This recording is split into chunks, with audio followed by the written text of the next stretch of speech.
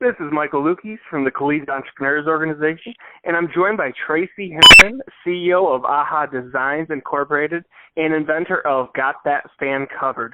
Tracy recently was a finalist in the 2013 National Elevator Pitch Competition, where she finished in the top 6 of all competitors across the country. Tracy, thanks a lot for joining me. Oh, thank you. Tell us about AHA Designs and your invention, Got That Fan Covered. Well, AHA Designs was a corporation formed so we could go ahead and pursue Got That Fan Covered. Basically, I'm a professional general contractor, and I've been painting and remodeling interiors of houses for a long time. And when I came up with this idea, my attorney advised that I go ahead and form a corporation. And at that time, we also had ideas for about 6 other products that we'd like to take to market, but we decided maybe we should just start with one first and see how it goes, being we've never done this before. So Got That Fan Covered is a ceiling fan bag that goes on in 2 minutes and basically protects any ceiling fan or hanging light fixture from paint splatter and overspray and construction debris, from example, removing a popcorn ceiling or retexturing a ceiling.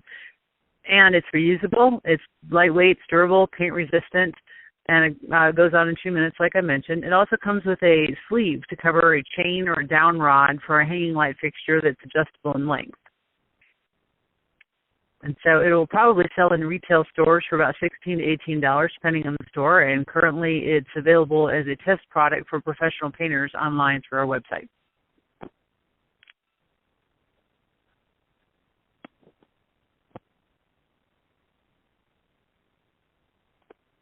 Anything else you'd like to know? Have you always been entrepreneurial?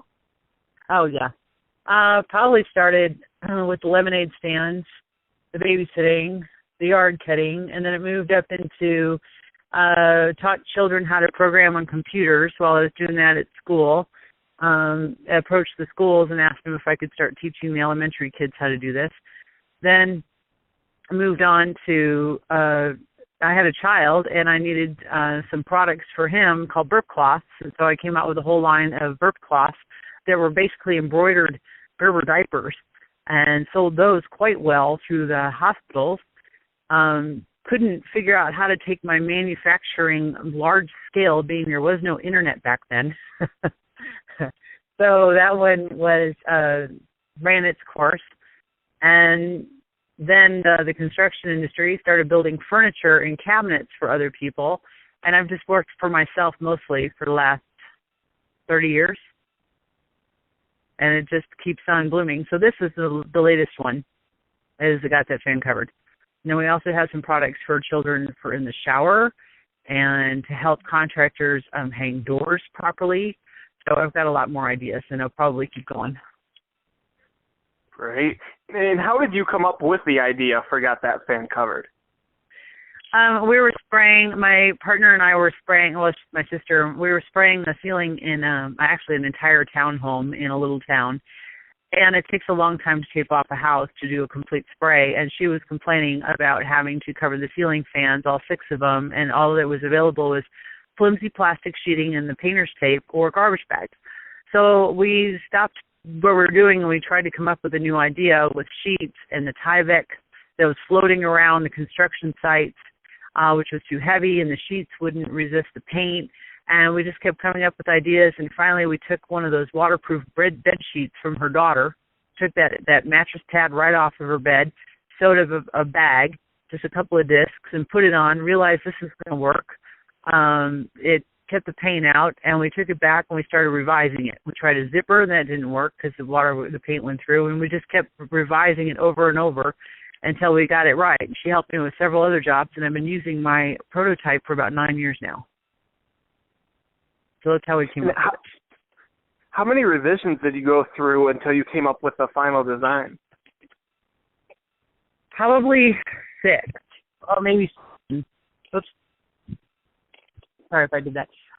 We first tried the plastic sheeting, and that doesn't stay together, or nor can you sew it. And then we went through Tyvek, and that was too heavy of a product.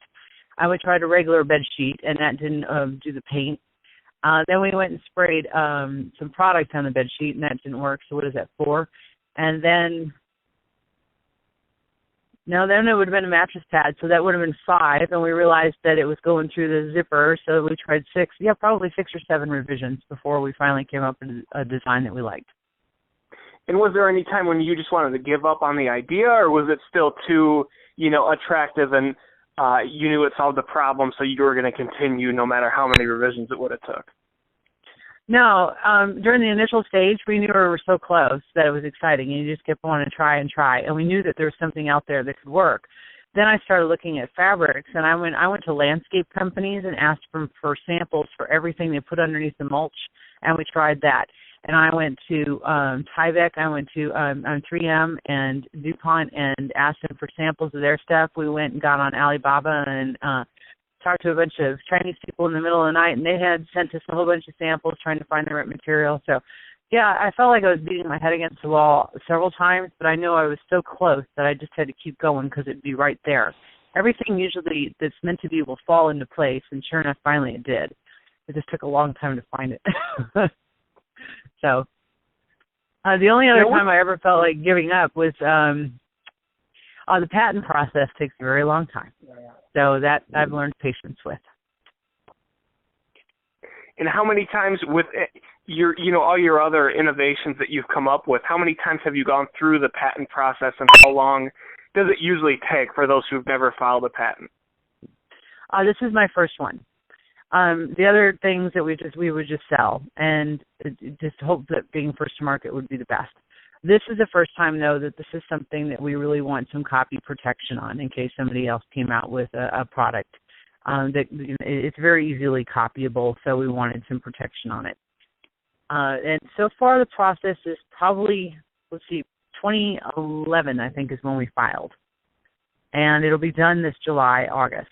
We have allowed claims on it now, which means that some of the claims that we made in our patent are completely allowable, and we just got to fix a few other things because they look like some other prior art. And as soon as we do, then it'll be approved. So we're very, very close. And actually, our attorney said it's really rare that you get allowed claims right out of the gate. You usually have to go back and revise a few times. So being this is my very first patent, I'm just happy. Now, going forward, how will you balance coming up with new innovations while promoting and selling your current products like Got That Fan Covered? Well, like I said, a couple of them are for children, and so that's a completely different market, and the other ones we have in mind are for the construction industry. So if I was to continue with the construction ones, I would easily just take them to the International Home Builder Trade Show or the Licensing Trade Show or the National Hardware Trade Show and continue down that path and show all of them. Probably all underneath the same umbrella of AHA Designs, which we nicknamed Amazing Household Applications. And if it's for the children's product, well, that's a whole other ball of wax and industry that I will have to research heavily and probably put my sister in charge of that because she knows quite a bit more about it. That's my business partner, too.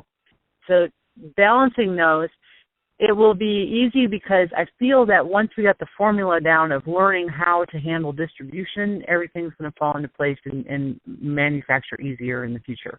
I've learned all there is to know about contract fillers, and I've learned all there is to know about packaging, I feel. And I'm in the middle now of process design and all. And when all that gets handled and I figure out the distribution from the contract filler to the packager to the stores, then anything else I develop after that, I think it'll be a cakewalk. It'll be a lot easier to move forward on. What has been the hardest barrier to overcome so far in your entrepreneurial journey? The hardest? Yeah. The hardest would be trying to figure out the manufacturing process for somebody who has no clue on how all that worked. That would have been the hardest. I did take a class at Texas State University in San Marcos. It was called Studies in Entrepreneurship. And in that class, I had to stand up and give my elevator pitch and find some other children, some kids, actually, sorry, I'm a little older, that would be on my team. And after they heard about my product, they were very happy to help. And then when I realized the resources that the college had versus what I had when I was trying to do this a few years ago, it was an enormous breakthrough, and I was able to find a lot of the things that I needed to know about the market and the industry and the demand and where the contract stores are in America and whether I want to take it to China, Malaysia, or Mexico.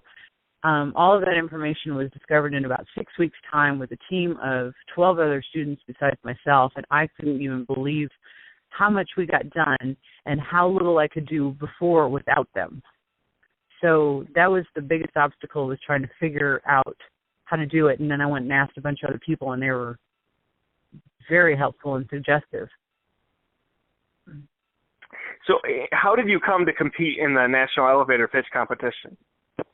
One of my professors offered extra credit to join the CEO, and so I thought it was really cool, and I went and I checked it out.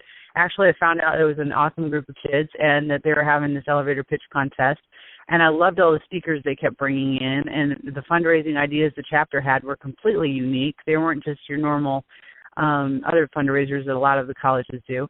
So when the elevator pitch competition was mentioned, like in the third or fourth meeting and all, I decided to go ahead and sign up and see how it went. So thus I won a trip through my chapter to go to Chicago and get to compete in it. And that's how that came about. And how would you describe your experience at the conference and in competing in the National Elevator Pitch Competition? Well, it was the first time I've ever gone to any kind of conference like that, and so it was amazing. I had no idea there was going to be so much going on all over the place at all the times, and all the speakers and judges were well known and successful and dying to tell you how they could help you. That was amazing. The networking was fantastic. The speakers were great. The keynote speakers were superb. They were inspirational. And then the elevator pitch contest itself, which I did mostly participate in, I made it through the first 2 rounds and then on to the final round.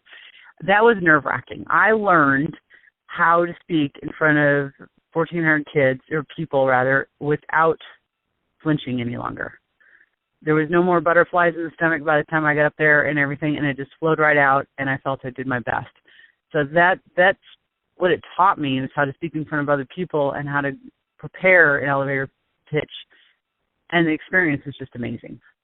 You can't take a class on that or anything. It's something you just got to do. And I just was really happy I had the opportunity. Great. Last question here. What's your best piece of advice for young entrepreneurs? Keep asking questions, period. If every time I run into somebody, I remember a thing that I have in my head of what I need help with. And so I can start up a conversation with anyone. So in a casual conversation, I might mention, hey, do you happen to know anything about, and then they might know somebody that knows it and they want to help you. So I just keep asking questions and I keep looking for solutions. And I was told by many, many smart people, hire somebody smarter than yourself. So that's why I just keep asking other people for help or just questions, because they know somebody they'll know, and that's how I've been moving forward so fast. Great. Well, once again, this has been Michael Lukes with Tracy Hinterman of AHA Designs, and you can check out Got That Fan Covered at gotthatfancovered.com. Is that the right address, Tracy? Yes, it is. Thank you. All right. Well, thanks again for your time. You're very welcome.